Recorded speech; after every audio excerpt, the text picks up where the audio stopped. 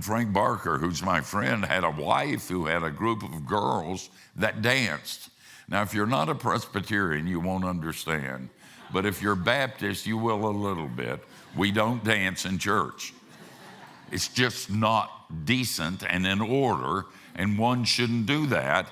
And the beloved Calvinists, and the place was jammed, were not altogether happy with it. And Frank leaned over and said to me as he looked back at the congregation, "I'm in trouble."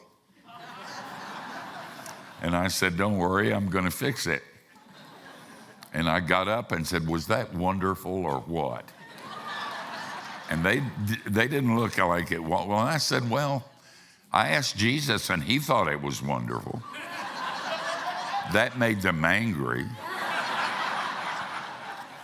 And I never know when to shut up.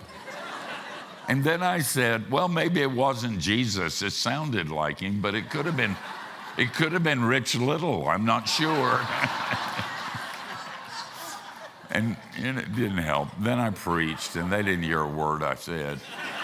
But after it was over, I went back to the narthex of this gigantic church, and this young man in a three-piece suit, very sober, very somber, very together, very Presbyterian, came up to me and said, "Dr. Brown, what you said has grieved my heart."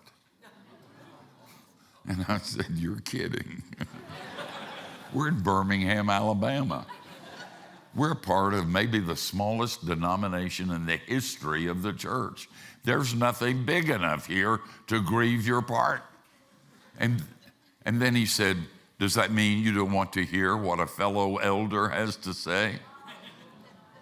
And I said, "No."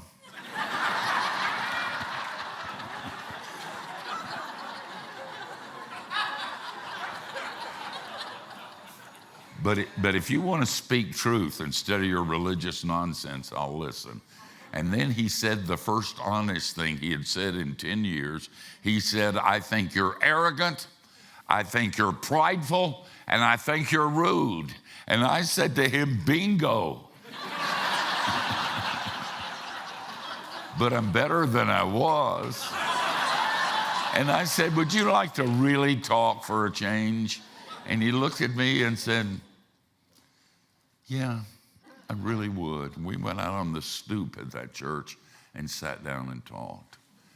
And he loosened his tie, and we got honest, and some really good stuff happened.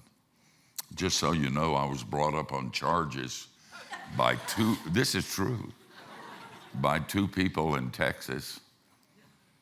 Not only because what I'd said at General Assembly, but they had complained to me and I had not responded to their complaint. I finally wrote them and said, "Be glad I didn't, because what I said would have made you even more angry than you are right now. And bring it on." And they didn't. They're bullies. But I look back on that and what was happening to me at that time, what I've been talking to you about.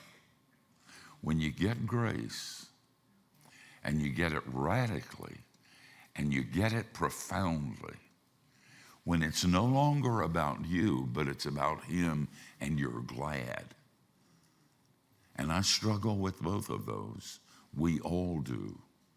But insofar you get those things, then you're prepared to confront the world.